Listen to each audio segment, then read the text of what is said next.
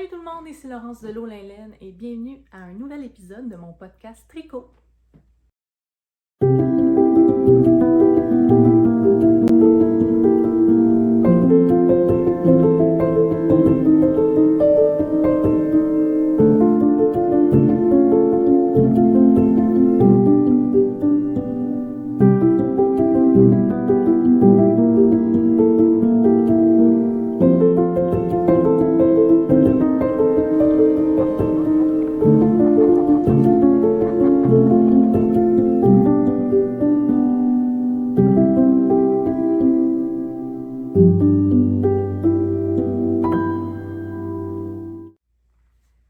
Donc aujourd'hui, j'espère que vous avez un breuvage chaud ou froid, que vous avez du temps parce que ça fait un mois que j'ai pas filmé parce que j'ai été bien occupée et j'ai tellement de choses à vous dire côté tricot.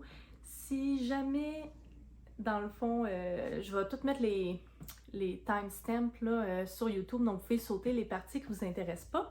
Mais j'ai vraiment beaucoup de choses à vous dire. J'ai été bien occupée autant dans ma vie personnelle que dans ma vie de tricot. Également, je ne sais pas si Octave va être la partie avec nous aujourd'hui parce que là, mon conjoint travaille dehors présentement. Puis là, ça l'énerve bien Octave qui ne peut pas être avec lui en train de travailler dehors. Puis il fait que faire l'aller-retour dans la maison pour essayer de le trouver.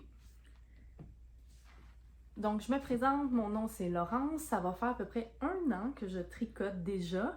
Et dans le fond, je me considère encore une débutante tricoteuse parce que des fois, je tricote la même chose souvent. Et là, je veux tester des nouvelles choses. Bon, tu décides de venir? Viens ici. Viens ici. Donc, Octave a été rasé, donc ça lui a fait du bien. Hein? Fait que je ne sais pas si on va le voir parce que j'ai fait un petit nouveau setup avec mes plantes, les tulipes de mon jardin, une petite chandelle puis un thé. Donc, j'ai essayé de rendre ça un petit peu plus chaleureux que juste être par terre. On va commencer. La première chose que je vais vous présenter, eh bien, c'est un de mes projets terminés qui est mon Stockholm Slipover. C'est ce que je porte présentement. C'est un patron par Petite Knit. Et moi, dans le fond, c'est une veste que j'ai tricotée avec un fil de mohair de Rowan Kitsilk Ace dans la couleur Grace et 2 fils de lace Borgo de Paddy dans la couleur rose. Ça a été quand même rapide à tricoter, patron très simple à suivre, facile. Bon, déjà là, Octave n'arrête pas de se promener, ça m'énerve. Ça se peut que je lui demande de sortir de mon salon à suivre. Et dans le fond, c'était très facile à tricoter. La seule chose, c'est qu'on voit ici, là, j'ai eu des petites erreurs dans mon tricot. Mais somme toute, je l'adore. Je trouve que c'est un tricot parfait de printemps. Et la seule différence que j'ai fait, c'est qu'il me restait quasiment plus de mohair. Donc, ce que j'ai décidé, c'est toutes les côtes, que ce soit au niveau du col, des manches et du bas, j'ai décidé de ne pas mettre de mohair, de tripler mon fil de lace pour ne pas avoir acheté de mohair pour aussi peu de tricot. En tout, le projet m'a coûté à peu près 60 $. C'est surtout le mohair qui a coûté plus cher parce que la laine lace Borgo de Paddy, je l'ai acheté à 8 $ les chevaux en spécial. On va continuer avec les projets que j'ai terminés. J'en ai 2. Je vais vous montrer ça. Le premier projet, il n'est pas terminé parce qu'il faut que je rentre les fils et ça, j'ai réalisé que c'est ma mort. Qu'il faut vraiment que je me force pour rentrer les fils. Donc, ce que j'ai fait, j'ai une espèce de sac d'épicerie vert. Puis ça, j'appelle ça le sac des trucs que j'ai pas le goût de faire. Et j'alloue un peu de temps par semaine pour rentrer les fils petit à petit. Et mes 2 projets terminés sont dedans. Donc, le premier projet que j'ai terminé qui me reste juste à rentrer les fils, c'est le Teddy Bear Sweater. Encore une fois, par Petite Knit. C'est un chandail que j'ai décidé de faire pour ma nièce Sophie, qui va avoir 1 an cet été. J'ai fait la grandeur 1 à 2 ans, en espérant que ça y fasse pour l'hiver prochain. J'ai déjà parlé en long et en large de ce projet-là dans mes derniers podcasts, donc, puis en plus, je mets tout à jour sur Ravelry. J'essaye, en tout cas. Donc, je mets toutes les couleurs de laine, la grosseur et tout ça. mais c'est un mélange de laine, de mes restants de laine en fait, et j'allais manquer de couleur, donc j'ai racheté un peu une bande grise et marine en fait, là, parce que j'allais pas avoir assez de mes autres couleurs, surtout le lavande qui me restait quasiment rien. Fait qu'il me reste juste seulement dans le fond à rentrer les fils, puis même ici à faire la finition des manches, mais comme je dis, vu que c'est un projet que je trouve ça un peu, dans le fond, j'ai perdu ma motivation pour faire ce chandail-là, donc je travaille petit peu à petit peu, je me mets un timer, 30 minutes, à peu près minimum 1 à 2 fois par semaine pour rentrer les fils sur mes projets et terminer ce qui me tente moins en fait.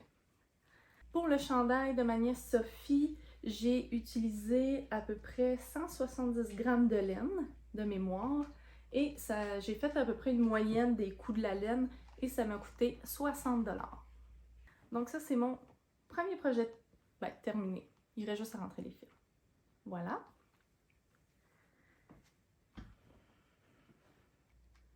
Mon deuxième projet terminé, en fait, c'est une paire de bas que vous avez vu, ça fait quelques semaines que je la tricote. C'est les bas chocolat dans la laine Bissoc des laines Biscotte, qui est une laine dans le fond à bas à 85% laine de mérino, 15% nylon.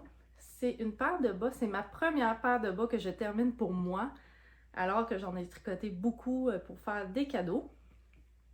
Encore une fois, il me reste quelques fils à rentrer. Mais je vais essayer de vous montrer la couleur. Aujourd'hui, il fait vraiment nuageux. C'est une semaine pluvieuse chez nous. Donc, j'espère que la lumière va être satisfaisante. Mais en gros, c'est de simples bas vanille. Le patron est de Crazy Sock Lady. Il se retrouve sur Ravelry. À 3 $ environ canadiens. Donc, puis elle a un superbe vidéo très long, à peu près d'1 heure, puis elle explique pas à pas comment faire ses bas. Donc, moi, c'est vraiment ce qui m'a aidé à comprendre comment faire des bas. Et mes parties préférées, c'est toujours le talon. Donc, ça, c'est vraiment ce que j'aime faire le plus. J'ai également tombé dans les podcasts québécois et j'ai compris c'était quoi le concept de la boîte à bas. Et j'ai adoré ça. Donc, en plus, on arrive au printemps, fait que, tu sais, j'aurais pas l'occasion de porter ces bas-là parce que j'avais tellement hâte de les porter. Tout le monde me disait que mes bas étaient confortables quand j'ai donné en cadeau. Puis j'avais même pas la chance de les essayer. Mais là, dans le fond, cette paire-là, elle va être pour moi. Et je vais la mettre dans ma boîte à bas 2025. Ça, c'est si je suis pas assez frileuse pour me mettre des bas à l'hiver 2024. Mais je vais essayer de me garder cette petite surprise-là ou de me tricoter d'autres bas afin d'avoir une petite boîte à bas pour 2025. J'ai tricoté ce projet-là sur des aiguilles circulaires de 9 pouces, la grandeur à bas. J'ai un petit blanc. Et la paire m'a coûté 25 $ en tout. J'ai utilisé 75 grammes de laine. On passe maintenant au projet en cours, mes whips. Et là, attachez votre tuque. Je sais pas si c'est le printemps qui me montait à la tête, mais j'ai entendu cette expression-là de tricot meringue qui a dit qu'elle a eu une castanite aiguë. Eh bien, moi, je suis vraiment tombée là-dedans. Donc, non seulement j'en ai plein de whips, j'en ai 8. Donc, plein de nouveaux. Et on va passer à travers toutes mes whips. Let's go! Le premier whip que je vais vous présenter, c'est un whip qui est très connu dans mon podcast. Il me suit depuis mon premier épisode. Et c'est mon Summer Sorrel, qui est un patron par Woolen Pine.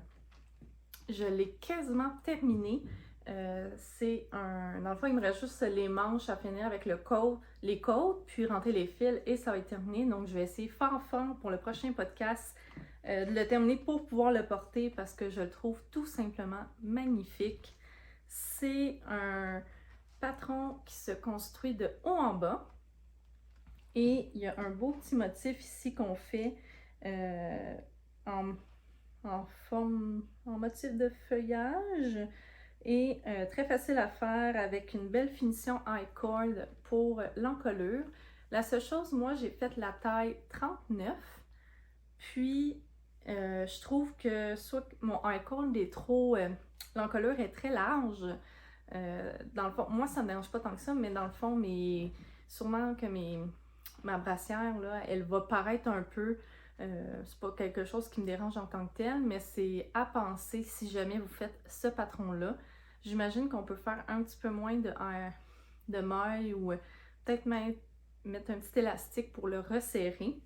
À suivre, c'est dans le fond ce patron-là. Ce que j'ai utilisé, c'est la laine, dans le fond, de laine biscotte, la Super Sock, qui est une laine fingering, 75% mérino, 15%, non pas 15%, 25% nylon, dans la couleur Anne Boleyn, qui est une de mes couleurs favorites chez Laine Biscotte. J'ai alterné des écheveaux et ça paraît pas trop, je pense. Là, on voit une belle variation de couleurs, mais ça se tricote très bien. Moi qui aime pas tant le point mousse, j'avais acheté le patron sans réaliser qu'il se portait en point mousse, mais finalement, avec le motif, c'est superbe et je suis vraiment contente, donc j'ai bien hâte de le porter. J'ai pas fait tant de modifications que ça, mais j'ai rajouté 2 pouces de plus à la longueur parce que je trouvais qu'il était un peu trop court. Puis c'est ça, dans le fond, c'est un projet qui va bientôt quitter mes aiguilles, j'imagine dans 1 à 2 semaines.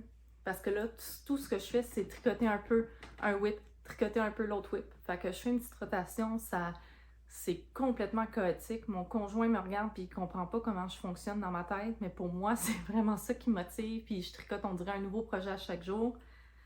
Mais celui-là, je le mets en priorité, donc je m'assure de travailler un petit peu dessus à chaque jour et c'est ce qui me permet de l'avancer. Et je vais pouvoir le porter au prochain podcast. J'ai oublié de mentionner, je fais le Summer Sorrel dans la grandeur 39 de tour de taille, de buste dans le fond. Donc 39, puis c'est juste la bonne grandeur pour moi. Peut-être que j'aurais aimé ça faire un petit peu de waist shaping. Dans le fond, là, elle sait que ça. La coupe boxy, j'aime un peu moins ça sur moi, mais je vais voir là, peut-être que je vais l'aimer au final. Là, vraiment, j'ai tellement hâte de le porter que je pense pas que ça va me déranger à long terme. Mon prochain whip, ça fait un bout que j'en parle et que j'avais tellement hâte de le castonner.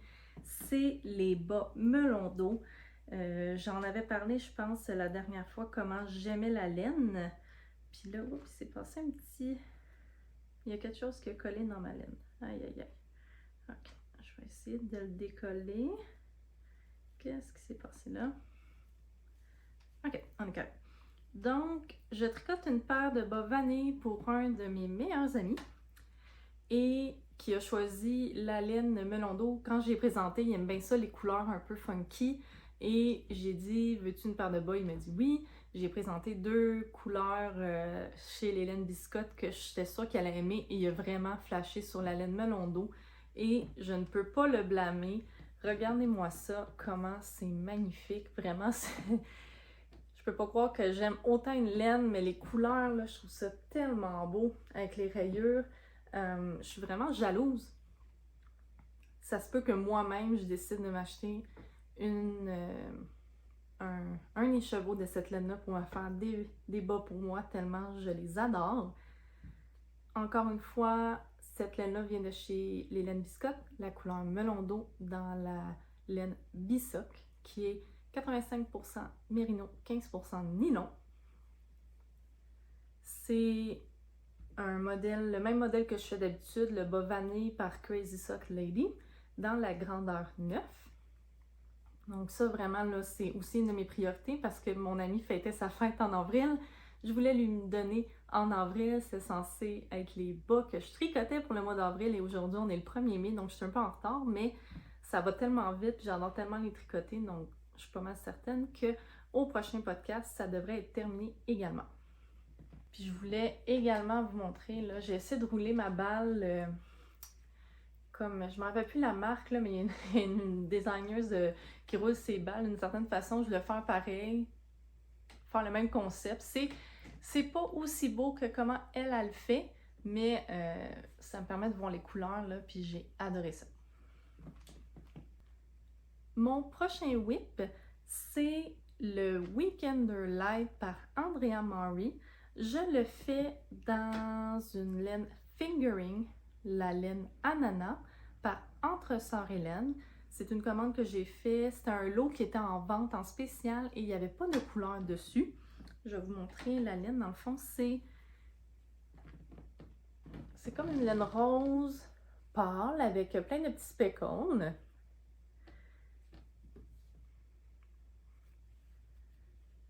Puis la laine ananas, c'est une composition 80% mérino, 20% nylon. J'ai fait présentement l'arrière du chandail en côte et c'est un petit peu étrange, vous me direz, effectivement, parce que dans le fond, j'ai réutilisé la laine de mon échantillon que j'avais tricoté pour redébuter le patron. Pas le redébuter, mais le débuter en fait. Et là, je sais pas si c'est une erreur de débutante ou pas. Je pense qu'au blocage, ça va être correct. Je l'espère. Mais je pense pas qu'il va y avoir de problème. Donc vraiment, je suis juste... Vous allez voir tous mes prochains whips, là, c'est tous des débuts de projet. Donc je fais la partie du bas arrière en côte.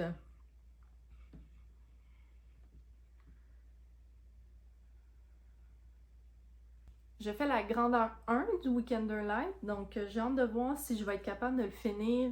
Je pense que Andrea Murray a fait un cal pour le mois de... C'était de mars à mai.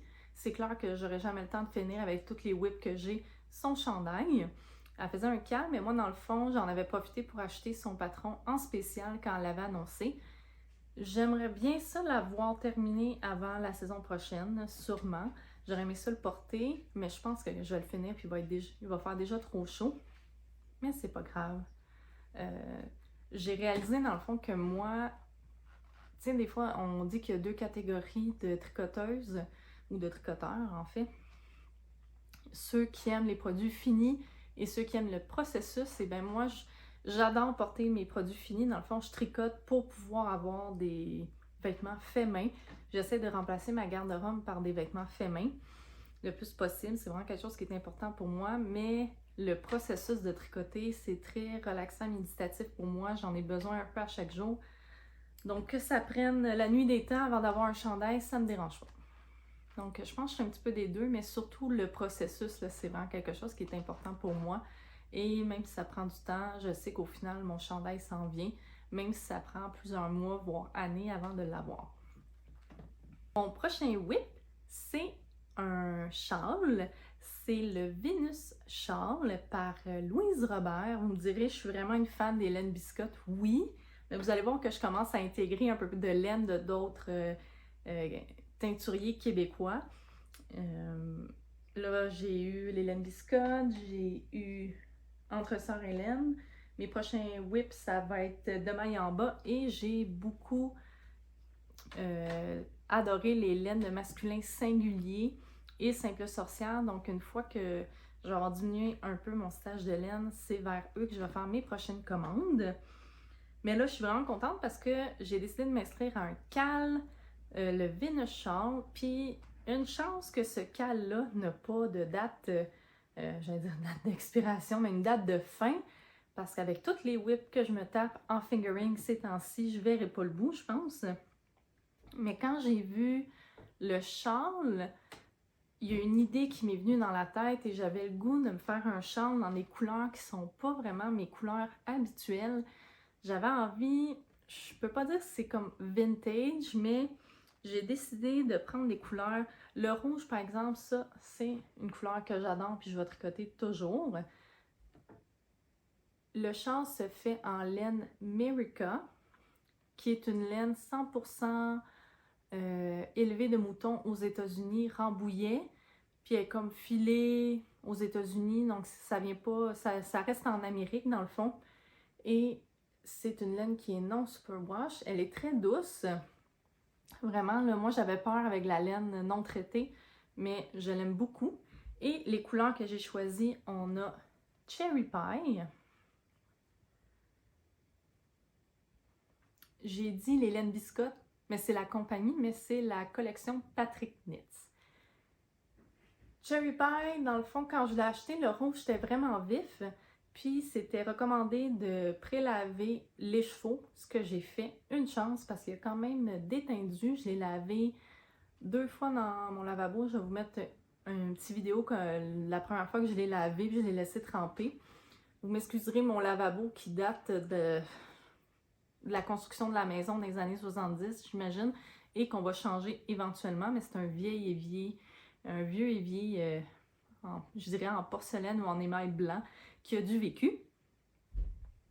Et la deuxième couleur que j'ai, c'est orangé. Fait que ça, c'est vraiment hors de ma zone de confort, cet orange-là. Mais je trouvais, puis je vais vous montrer la dernière couleur, avec Kalamata, un beau vert. Je trouvais que c'était vraiment un beau mélange pour le châle. J'avais le goût comme de quoi qui me rappellerait un peu les couleurs vintage. Si j'avais pu, j'aurais pris comme un jaune moutarde ou un brun, mais j'ai pas trouvé ce qui me plaisait sur le site, fait que j'ai choisi ces 3 couleurs-là. Et j'ai hâte de voir le châle à quoi ça va ressembler. Parce que je suis vraiment juste au tout début. Fait que ma première couleur que j'ai choisie, c'est Kalamata. Puis, ce que j'aime avec le châle, c'est que j'apprends, avant, je faisais beaucoup juste du jersey, mais là-dedans, il y a des jetés, il y a un peu de dentelle, donc ça me permet d'apprendre un peu à faire de la dentelle, ce que j'aime bien. Encore une fois, je fais ce projet-là à peu près 30 minutes par jour, minimum, quand j'ai le temps, avec mes bas, puis mon Summer Sorrow, donc ça me fait à peu près là, 1h30 si j'ai le temps. De tricot minimum par jour, ça c'est mes priorités, puis les autres projets viennent après. Il me reste 3 whips, on lâche pas. Les prochains, c'est tous des laines de maille en bas, qui est la saisonnière. Donc j'ai décidé de me faire des tricots plus été. Et la laine saisonnière, dans le fond, c'est un mélange de 50% mérino, 50% coton. Le premier projet que je vais vous montrer, c'est un projet qui ne fonctionne pas très bien. Ce qui fonctionne pas bien, c'est que je suis en train de faire un échantillon et je suis pas du tout satisfaite du rendu. Je vais vous présenter la laine avant. Donc, c'est la saisonnière dans la couleur pistache. Un beau vert clair, là.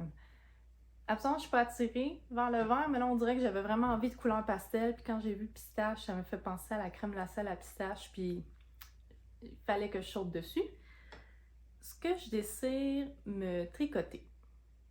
Là, je vais juste aller voir le nom dans mes notes de la designer. Le nom de la designer, c'est Lacey Williamson. Et je désire me faire une camisole très près du corps qui s'appelle Rib to Your Measure. Mon Dieu, j'ai de la misère à dire.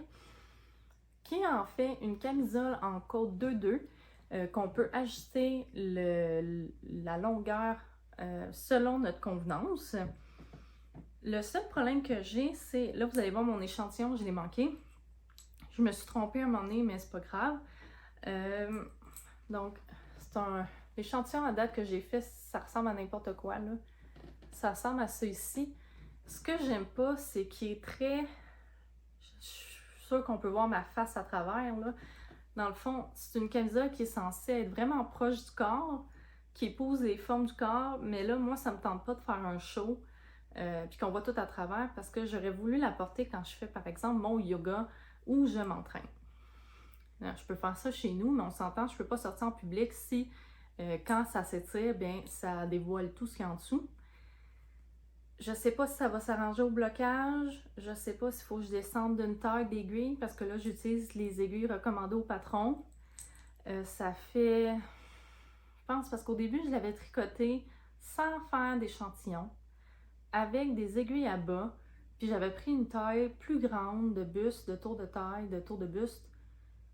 Mais c'était tellement grand, ça me faisait pas, là, je pensais que c'était tout petit, je la mets sur moi, hey, ça me tombait sur les hanches, donc ça marchait pas. Je sais pas, on dirait que, tu sais, des fois, on a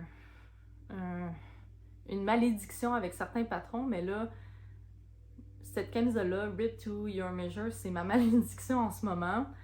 C'est un patron que j'ai acheté quand j'ai commencé à tricoter il y a 1 an. J'ai jamais réussi à prendre le temps de le faire, puis là, ça marche pas. Donc, ce que je vais faire, même si j'ai manqué mon échantillon, c'est juste pour voir dans le fond.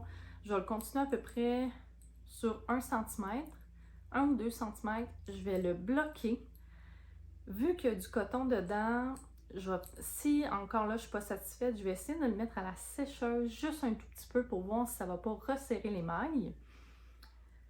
Puis sinon, ben, il va falloir que je refasse un échantillon, une taille d'aiguille plus bas.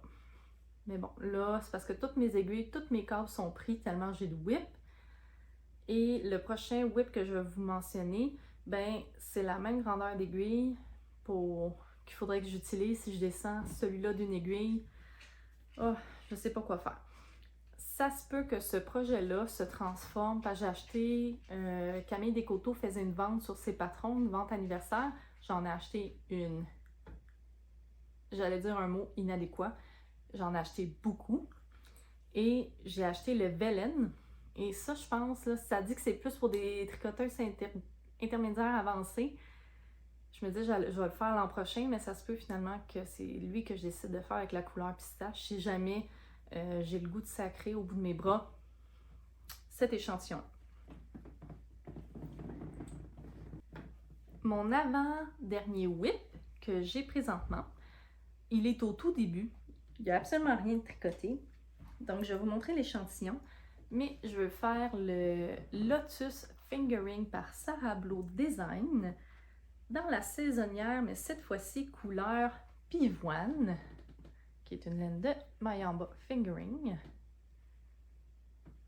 Je vais vous montrer l'échantillon que j'ai fait.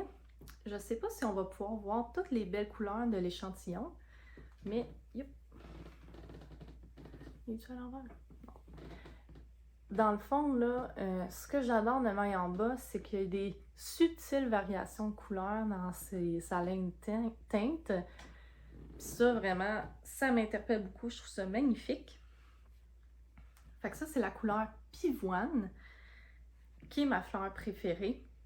Mon but, c'est d'avoir plein de plants différents de pivoine, de couleurs différentes. J'ai une pivoine qui va être rouge vin, je pense, si je me rappelle bien. Mais j'aimerais ça d'en avoir des roses et des blanches aussi, mais ça, je trouve que ça vient vraiment chercher une belle couleur rose bonbon, estivale. Je sais pas si ça fait bien à mon teint, mais vu que c'était le nom pivoine puis que c'est un rose, je suis tombée en amour avec la couleur.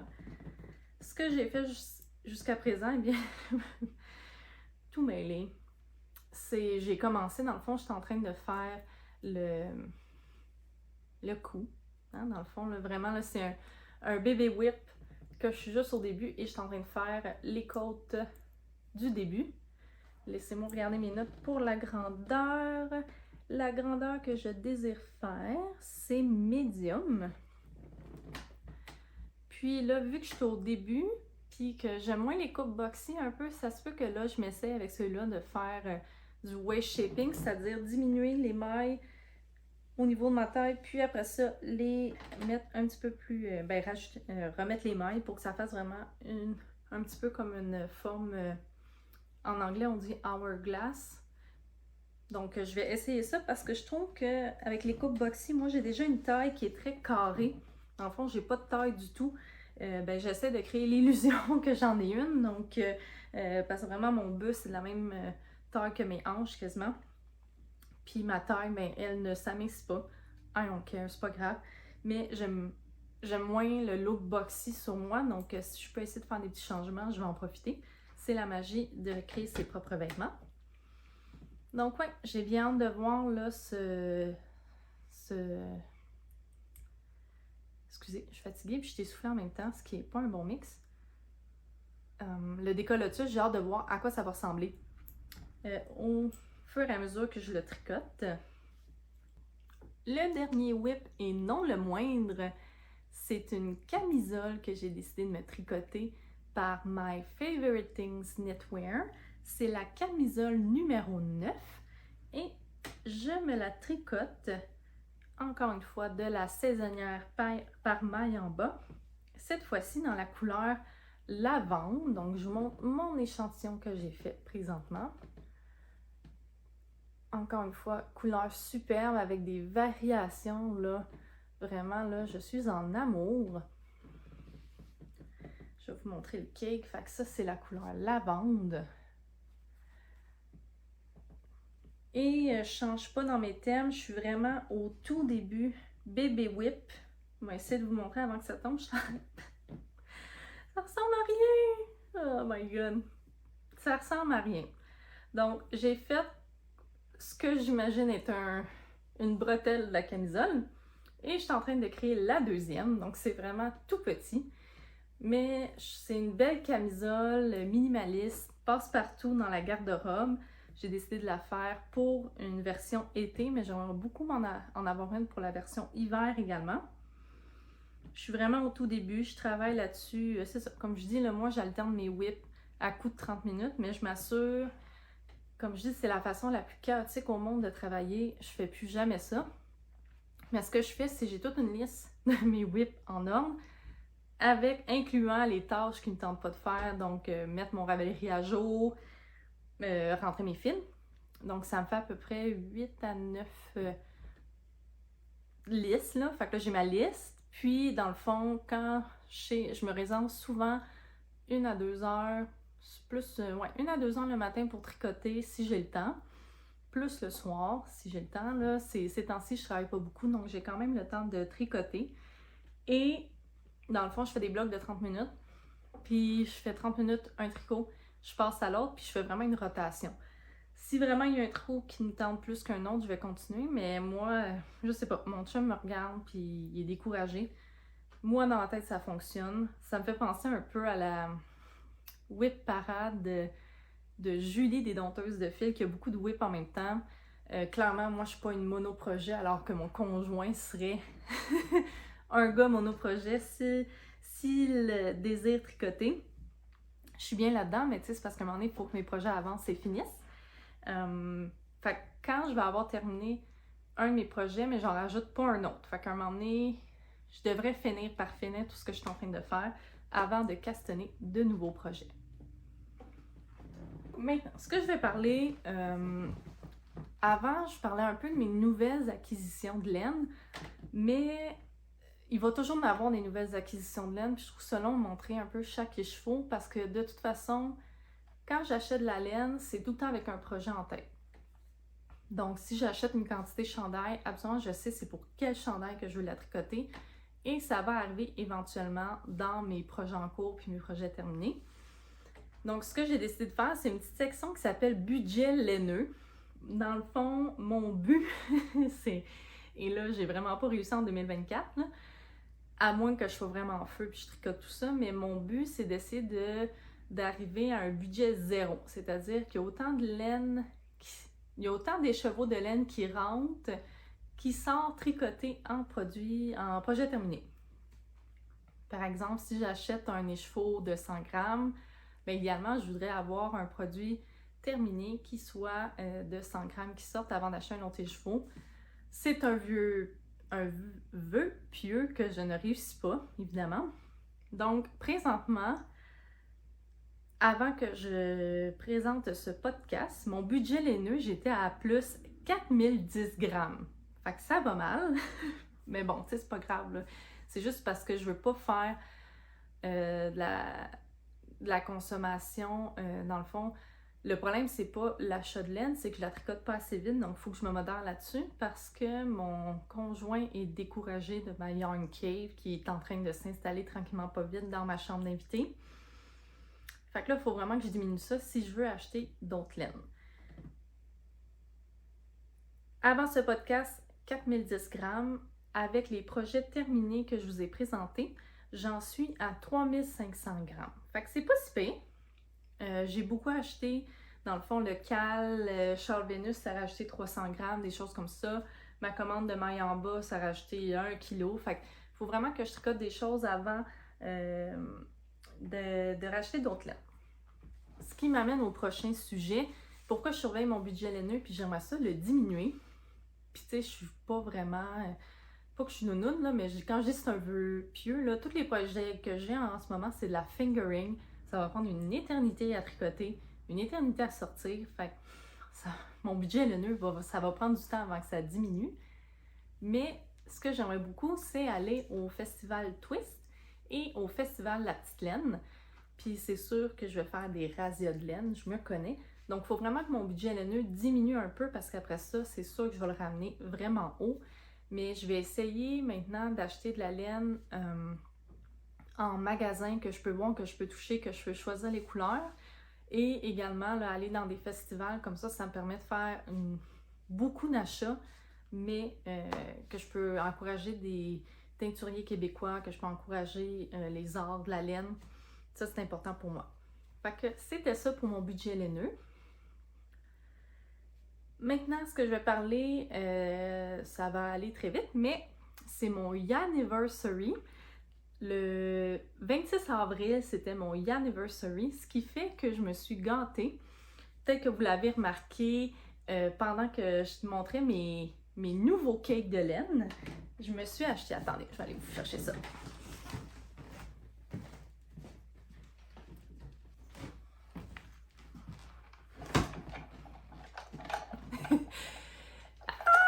Bon, je me suis acheté une bobineuse, puis je sais pas comment on appelle ça. Là, moi, j'appelle ça le parapluie.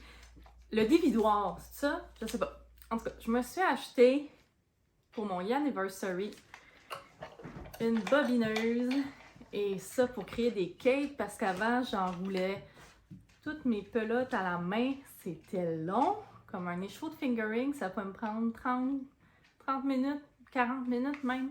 C'est sûr que, tu sais, des fois, je faisais ça en écoutant des podcasts ou des séries parce que c'est quand même assez long. Puis, tu sais, j'enroulais, mettons, mon écheveau entre deux chaises qui étaient... tu sais, mais ça m'a servi, là. Pendant 1 an, j'étais très satisfaite. Mais là, je me suis dit, si je tricote pendant 1 an puis je me tanne pas de cet hobby-là, je m'achète ça. Donc, chose promise, chose due, je me suis acheté ça 100% satisfaite. Je deviens, là... Les yeux m'illuminent quand je mets de la laine en cake, j'adore ça. Mon setup est pas très original, là. Tu sais, je vais sûrement commencer à mettre un début d'intro à mes vidéos, avec un peu de musique, tout ça. Mais ce que j'aime beaucoup, c'est de voir un dévidoir en pleine action. Mais chez nous, comme ma table est tellement large que je peux pas installer le dévidoir là-dessus. Puis là, j'ai essayé plein de places, puis la seule place que j'ai trouvée en ce moment qui fonctionne, c'est comme sur mon tapis roulant qui a une espèce de barre pour s'accrocher les mains, là. Excusez pour le bruit. Ça, puis ça se met côte à côte dessus, puis ça fonctionne, mais mon parapluie il est genre sur le côté. En tout cas, ça fait un peu bric-à-brac. Fait que c'est clair que va falloir que je me trouve un autre spot cute si je veux filmer de beaux vidéos de moi qui roule ma laine, qui la met en cake. Donc ça, c'était mon premier achat pour mon Yanniversary. Je vais aller vous chercher un deuxième achat que j'ai fait parce que, dans le fond, je me disais, j'aime beaucoup les arts textiles, j'aime beaucoup me créer des vêtements. Donc, j'y ai pensé pendant plusieurs mois avant de me l'acheter, mais je vais vous montrer ce que je me suis acheté aussi pour que je puisse découvrir d'autres aspects de créer ces vêtements. Alors, je me suis acheté une machine à coudre. C'était quelque chose qui me trottait dans la tête aussi pendant plusieurs semaines, mois. C'est toujours quelque chose que j'ai voulu m'initier à. Et bien que j'aime beaucoup me tricoter des chandails ou des vêtements, si je veux d'autres morceaux dans ma garde-robe fait main, eh bien, me tricoter des pantalons ou une jupe, ça va mal déjà là, puis c'est pas le look que je désire. Ou j'aimerais ça me faire des pyjamas. C'est sûr que la machine à coudre va être beaucoup plus efficace et rapide parce que même avant de commencer à tricoter, j'ai eu un trip dans ma vie que je me cousais à la main des vêtements d'époque. J'ai juste réussi, là, je vous les montrerai pas parce que c'est comme des sous-vêtements d'époque parce que mon but un jour c'est d'avoir un costume à la Outlander. Puis je voulais me le coudre à la main pour vraiment me mettre dans l'époque, mais ça prend la nuit des temps. Je suis tombée dans le tricot. J'ai un peu laissé ce projet-là. Mais j'avais réussi à me faire ce qu'on appelle une chemise et le jupon, tout à la main. Fait que j'étais vraiment motivée et j'ai adoré coudre. Mais je m'étais dit, est-ce que je veux vraiment comme acheter une machine à coudre? Déjà, j'ai beaucoup de laine, mais j'ai du tissu. Fait que le petit train va loin, l'idée a fait son chemin dans ma tête et j'ai maintenant une belle machine à coudre. Je vais essayer de m'y mettre dans les prochaines semaines, mais moi j'ai un gros potager, puis là c'est la saison du potager qui commence. Je sais pas si je vais avoir le temps, mais je me garde ma machine à coudre pour surtout entre 2 tricots ou surtout là, à l'automne-hiver, je pense que je vais plus me coudre des vêtements. Mes premiers projets, ce que j'aimerais faire, c'est des projets très simples pour apprivoiser la couture par la machine à coudre, soit des napperons, pyjamas, etc. Je vais aussi parler un petit peu de mes poules et de mon potager.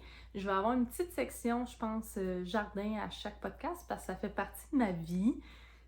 Soit ça ou que je fasse un hors sujet puis que je présente mon jardin de temps en temps, mes poules, tout ça. Parce que là, ça va durer un petit segment qui va être 2-3 minutes, mais le printemps est arrivé. J'ai planté des tulipes, mon potager s'éveille. J'ai déjà commencé à planter des semis à l'intérieur que j'ai déjà plantés à l'extérieur, comme par exemple la salade des épinards. J'ai des semis à l'intérieur, poivrons, tomates. Ça s'en vient, donc je vais vraiment être occupée à ce niveau-là dans les prochaines semaines, mais ça, c'est vraiment quelque chose que j'adore faire. Puis pour moi, il n'y a rien qui équivaut à c'est ça, là, des légumes qu'on mange à la maison très frais.